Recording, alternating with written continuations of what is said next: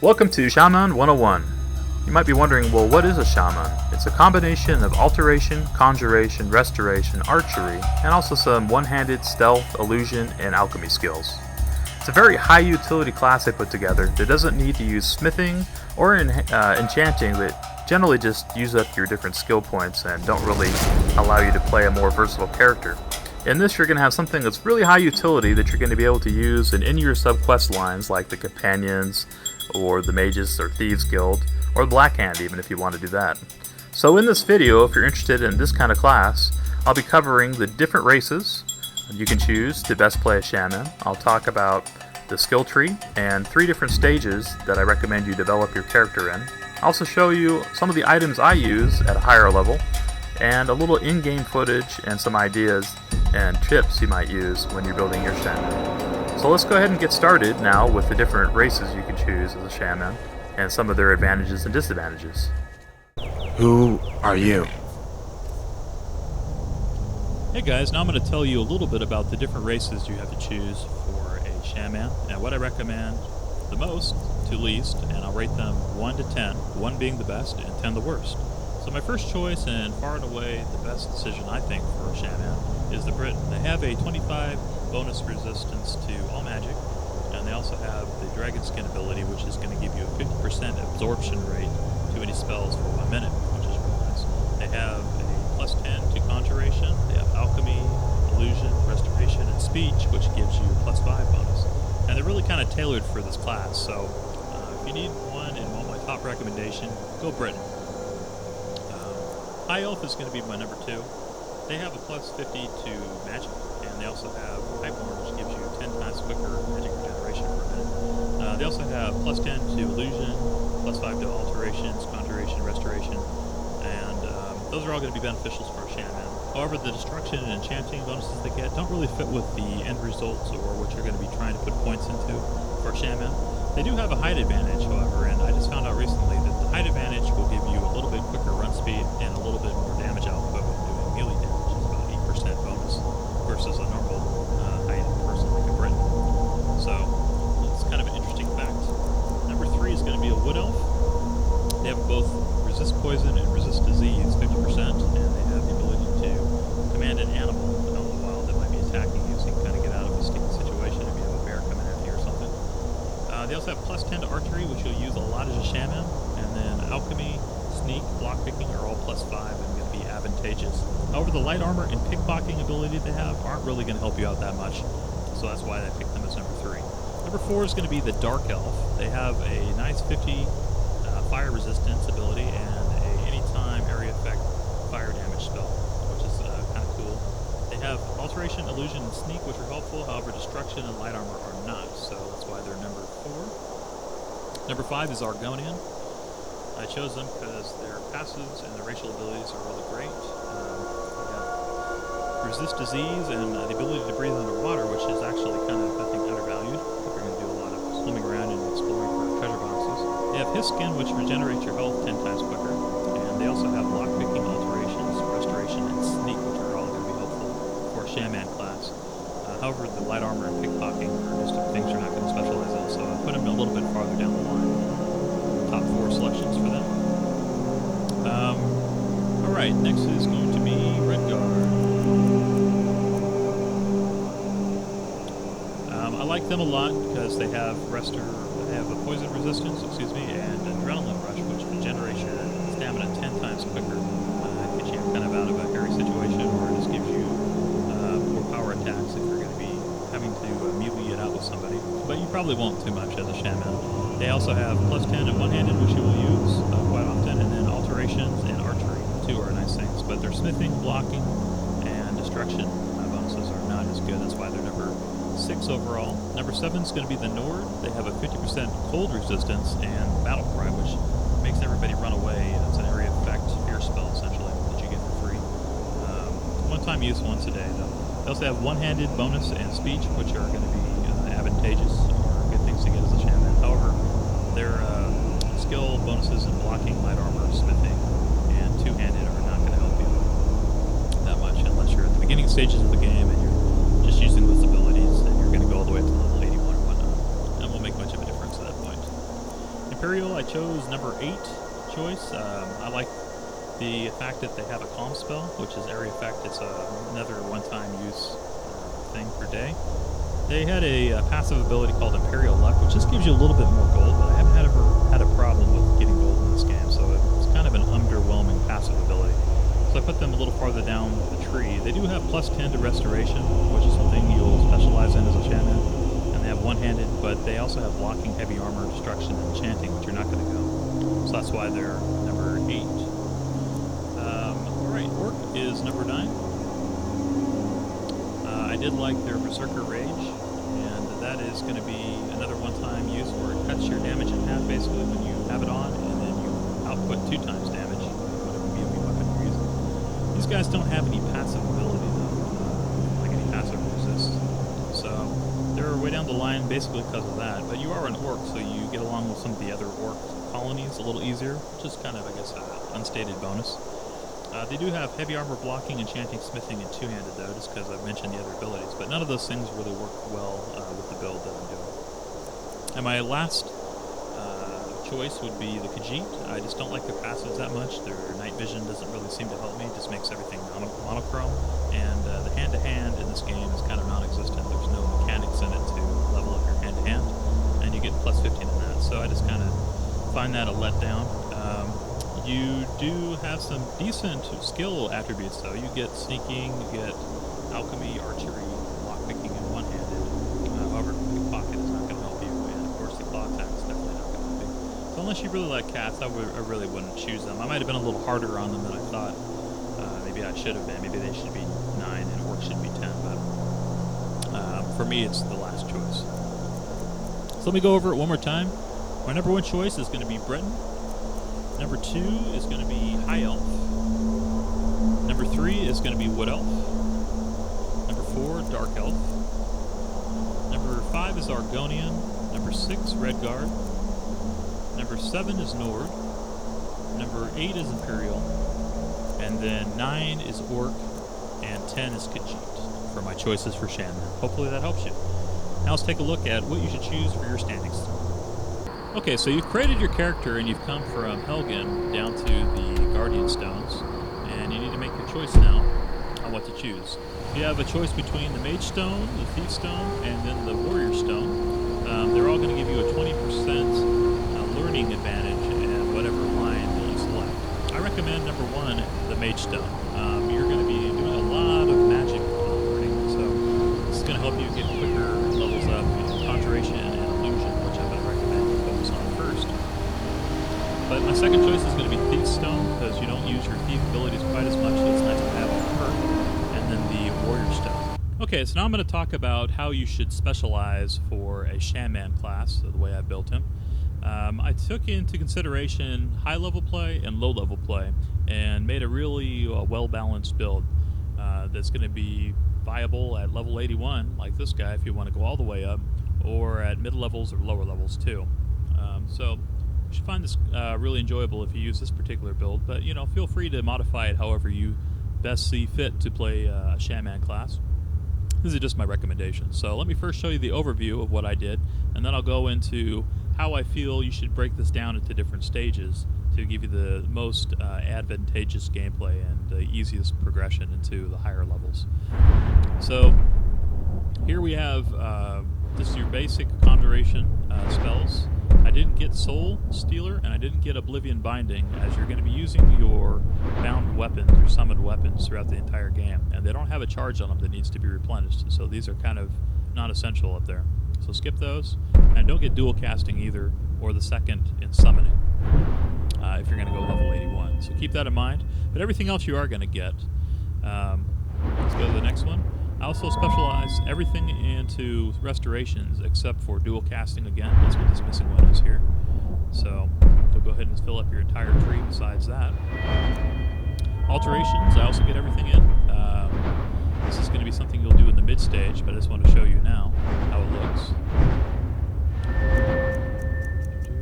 We also did a little bit of one-handed. I didn't go crazy on this. Just early in the game, you're going to go ahead and get 5 of 5 in Armsman and Fighting Stance and Critical Charge. You're not playing a tank as a Shaman, but you can use it to kind of strategically knock out an archer or finish someone off with some melee. Because most of the time you'll be using your range attack, like archery, or your Atronachs or zombies to take out most of the enemies. We are going to go full archery, so anything that you can specialize in, go ahead and take it in archery, all the way up to bullseye. In sneak, I'm just doing the basics here, 5 of 5 in stealth, and then backstab and deadly aim are going to work well with the bound weapon you have. And this will be more of the mid-level gameplay is what I recommend for this build, is using your stealth. So you probably won't develop that right away. Alchemy I added in there to supplement your damage when you get into your higher levels, like level 70 on up, because Poisoner and Concentrated Poison, all those are going to give you advantages to anything that's alive, not an undead monster.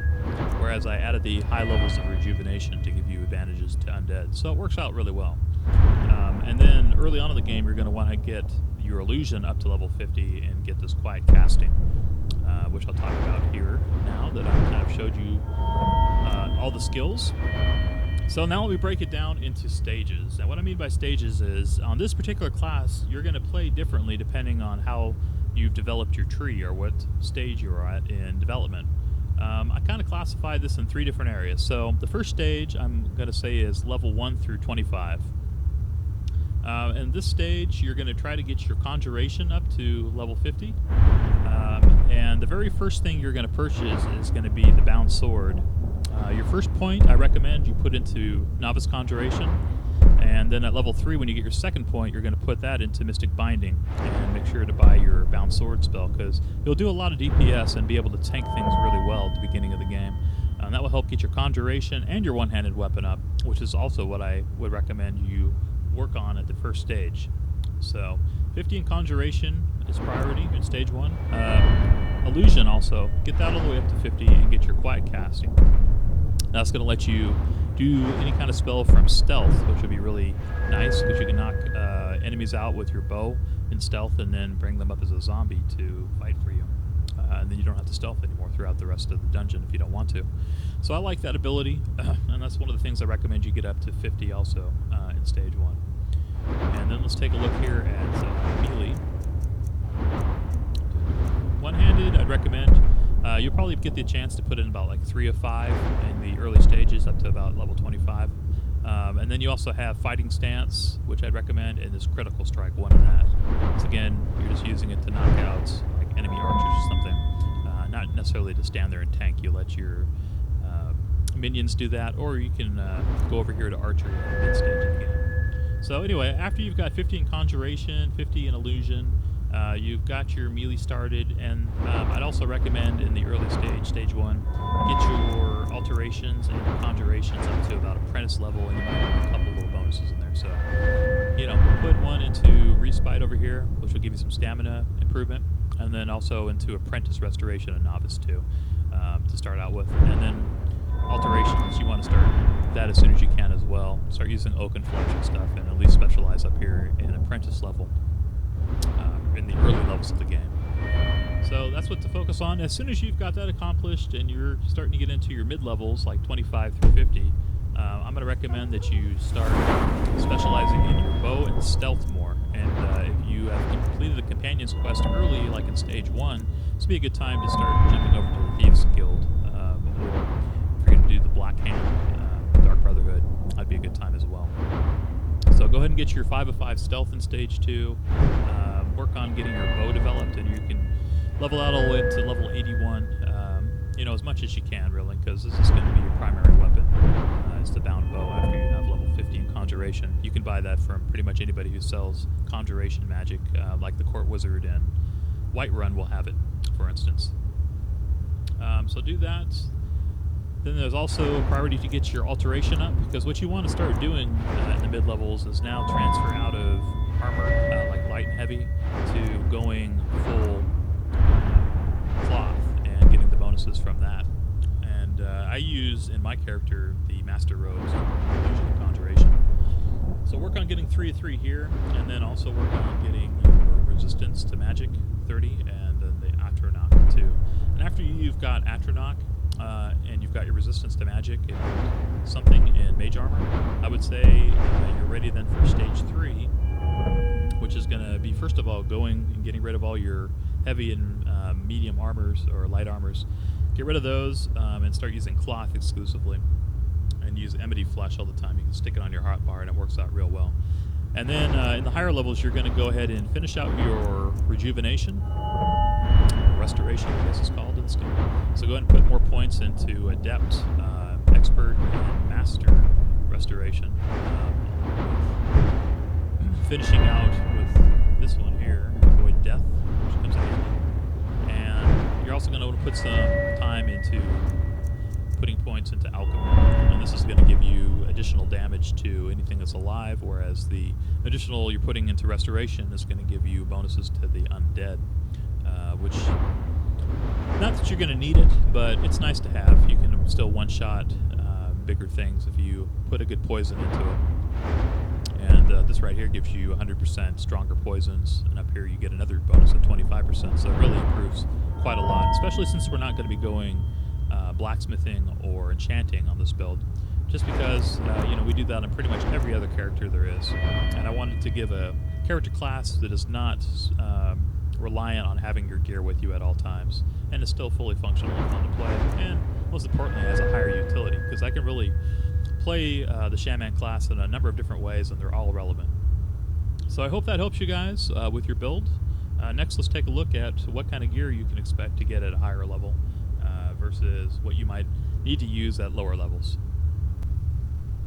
Alright guys, well now let me show you a little bit about gear you might expect to use when you get to a higher level. I'm using the Master Robes, which will unlock when you get into the higher levels. And you can buy them at pretty much any store, so it's not too hard to find them. So I have 3 of them, the Alteration, Conjuration, and Restoration robes, all the Asians. I like it a lot. It regenerates your magic, and then you can just use that in tandem with your Ebony Flesh, which works real well. I also got a ring that helps my bow damage, since I'm using the bound bow that really can't be improved, but if you just get a couple items that do plus 40, you have no problem one-shotting a lot of enemies. So Circulet of the Peerless Archery is the other item, and then I have this plus 40 resistance pair of boots I came across, which is pretty helpful. So nothing really too special. I did get the Shrouded Hand Wraps from the Dark Brotherhood quest, and you can also get some shoes if you choose to use those instead of the resistance to lightning. I just don't feel like it's really necessary because of my playstyle. The Scalder's Amulet is just a quest item you'll get, so hopefully that helps you. But like I mentioned, the Shaman is not as heavily oriented on finding and creating the super duper weapons and armor that you'll see like on warrior builds and stuff like that. But this is still really effective. I've been impressed by how resistant to damage I am with all the alterations and whatnot. So hopefully that helps. Show you the bow again. And I got my crew here. I actually picked up a number of these through quests that I didn't complete, and I just wanted to keep the player around. Of course, this is Lydia. And then I also have a couple of vampires I've summoned. Some really loud, annoying vampires. And then I have Vigilance you can pick up from Morthal, I believe it is, and Barbas, which is another quest dog. So I got 6 dudes following me right now. You can do the same thing if you just don't complete all the quests you start. Same with this guy, he's another quest dude. So, but playing a Shaman is not about having an army necessarily. I mean, I can play just as effectively solo, but I just have to use a different style, a more stealthy style, along with something like the Restoration Magic or Poisons I use, which is a lot of fun too. So it gives you a lot of utility and a lot of different options. So I know you guys will enjoy it. Couple quick tips for you. One is don't spend a lot of money on your armor. You're going to be able to get some of that free from the Jarl, and the rest you'll be able to find pretty easily. Instead, put some points into Conjuration. Make sure to get Mystic Binding and Novice Conjuration to start, and then you're going to get your Bound Sword, which will increase your damage. So do that first. Also get your Muffle spell. Muffle will help level up your illusion to 50 really easily. You wouldn't put any money into getting like Zombie or Astronauts early on. That's probably something you could wait on for a little bit, because as you see here, you're going to be just fine with just one-handed weapon. For my last and final tip, and something I forgot to mention earlier, you're going to want to allocate about 500 points to magic, 350 points to health, and 250 to stamina. Since you're using mostly cloth and weapons that weigh 0, not only are you going to get the quicker swing speed and shooting speed with the bow, but it's also going to use a lot less stamina, so you don't need to allocate a lot of points there. And you are going to be using a lot of magic when conjuring different thralls or atronachs and your armor and stuff, so make sure to give yourself lots of magic. And it's worked really well for me. So hopefully you'll enjoy this class. It's fun to play solo or in a group like I'm doing here. I actually got 6 different companions, and you can do that pretty easily by just not finishing up some of the Daedric quests and the other sub-quests where you get followers. Just keep your companion. So hopefully you've enjoyed this little tutorial on Shaman. If you enjoyed this, please give me a positive comment and a thumbs up below, and come back and visit me soon, where I hope to get more Skyrim videos for you here on Skyrim Adventures for Crom. Thanks for watching. Still here.